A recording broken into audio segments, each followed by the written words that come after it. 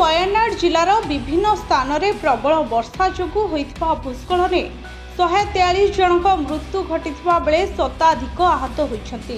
मंगलवार उद्धार कार्य शेष हेबा बेलकु 800 रु अधिक लोकंकु उद्धार कराइछि।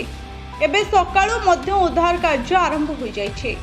शताधिक लोक भग्नावशेष तले फसी रहिथिबारु मृतकंक संख्या बढ़िबार आशंका करा जाउछि।